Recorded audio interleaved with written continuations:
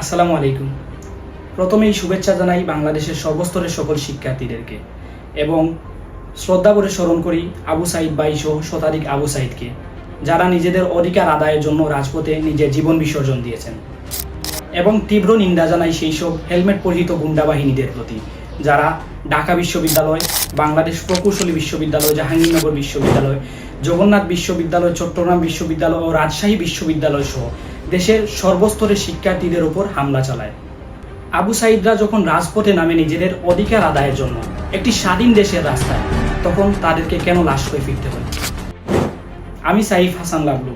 প্রথমে কোটা আন্দোলন কতটুকু যৌক্তিক ছিল সেটা নিয়ে আলোচনা করব এবং তারপরে বর্তমান কোটা আন্দোলনের যে রায় দিয়েছে বাংলাদেশের সর্বোচ্চ আদালত আপিল বিভাগ, সেটা বিশ্লেষণ করব।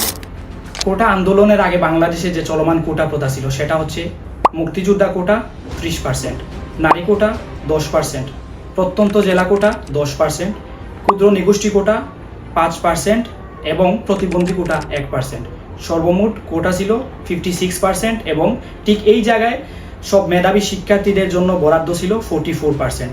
সোর্স জনপ্রশাসন মন্ত্রণালয়। অর্থাৎ এই বিষয়টি যদি আমি আপনাদের সামনে আরও সহজভাবে উপস্থাপন করি, তাহলে বিষয়টি এমন হবে যে যদি বাংলাদেশের যে কোনো সরকারি নিয়োগ পরীক্ষায়, যেমন বাংলাদেশ কর্ম কমিশন পিএসসি অর্থাৎ বিসিএস পরীক্ষায় যদি 100 জন যোগ্য প্রার্থীকে নিয়োগ দেওয়া হয়, তাহলে সেখানে বর্ণনাকৃত কোটাধারী প্রার্থী থাকবে 56 জন এবং ঠিক এই জায়গায় নিজ যোগ্যতায় সাধারণ মেধাবী শিক্ষার্থী চান্স পাবে 44 জন।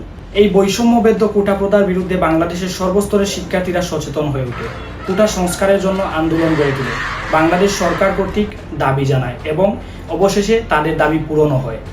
এই কোটা সংস্কারের দাবি কতটুকু যৌক্তিক ছিল সেটা আপনারা সবাই অবশ্যই জানেন। এখন আমাকে আবার অনেকে প্রশ্ন করতে পারেন, কি দরকার ছিল কোটা আন্দোলনের? যারা মেধাবী তারা তো এমনিতেই চান্স পাবে নিজ যোগ্যতায়।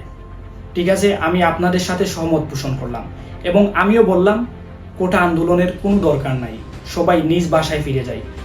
খুবই মনোযোগ দিয়ে পড়াশোনা করলাম এবং খুবই চমৎকার একটা ফলাফল অর্জন করলাম। কি হবে? দিন শেষে আমাদের চাকরিটা কে দিবে? যদি কোটা প্রথার বৈষম্যবেদ্য পর্দায় 56% শিক্ষার্থী নিজেদের কোয়ালিটি টাকা সত্ত্বেও বাদ পড়ে যায়। এবার আসি গত 21 জুলাই 2024 তারিখে বাংলাদেশের সর্বোচ্চ আদালত আপিল বিভাগ কোটা সংস্কারের পক্ষে যে রায়টি দিয়েছে সেটি কি? সর্বোচ্চ আদালত বাংলাদেশ সংবিধানের 104 অনুচ্ছেদে বর্ণিত এখতিয়ার ফলে দেশের সার্বিক পরিস্থিতি বিবেচনা করে সম্পূর্ণ ন্যায় বিচারের স্বার্থে বাংলাদেশ সংবিধানের অনুচ্ছেদ 19, 27, 28-4, 29-1 এবং 29-3 অনুচ্ছেদ অনুযায়ী স্বীকৃত সমতার নীতির উপর লক্ষ্য রেখে বাংলাদেশের বিভিন্ন সরকারি প্রতিষ্ঠান অর্থাৎ সরকারি, আধা সরকারি এবং স্বায়ত্তশাসিত প্রতিষ্ঠানে নিয়োগের জন্য মেধাভিত্তিক 93% নির্ধারণ করা হয়েছে, যেটা আগে ছিল 44% এবং বর্তমানে কোটা হবে 7%। বর্তমানে সংস্কারকৃত এই কোটার মধ্যে মুক্তিযোদ্ধা, শহীদ মুক্তিযোদ্ধা ও বীরাঙ্গনাদের সন্তানদের জন্য কোটা হচ্ছে 5%, ক্ষুদ্র নিগোষ্ঠীদের জন্য কোটা হচ্ছে 1%, প্রতিবন্ধী ও তৃতীয় লিঙ্গের জন্য কোটা হচ্ছে 1%, সর্বমোট 7% এবং মেধাভিত্তিক হচ্ছে 93%। সোর্স মাননীয় আইনমন্ত্রীর লাইভ সংবাদ সম্মেলন 71 টিভি 21 জুলাই 2024। অর্থাৎ সারাংশটি যদি আমি আপনাদের সামনে খুব সহজে উপস্থাপন করি, তাহলে সেটি হবে কোটা সংস্কার আন্দোলনের আগে বাংলাদেশের সরকারি যে কোনো নিয়োগ পরীক্ষায় 100 জন যোগ্য নিয়োগপ্রাপ্ত শিক্ষার্থীর মধ্যে 56 জন ছিল কোটায় চান্সপ্রাপ্ত শিক্ষার্থী এবং 44 জন ছিল সাধারণ মেধাবী শিক্ষার্থী। ঠিক এই জায়গায় কোটা সংস্কার আন্দোলনের পরে কোটায় চান্সপ্রাপ্ত শিক্ষার্থীর সংখ্যা দাঁড়ায় 7 জন এবং নিজ যোগ্যতায় চান্স পাওয়া মেধাবী শিক্ষার্থীর সংখ্যা দাঁড়ায় 93 জন। এই সিদ্ধান্ত হয়তোবা আবু সাইদরা শহীদ হওয়ার আগেও দেওয়া যেত।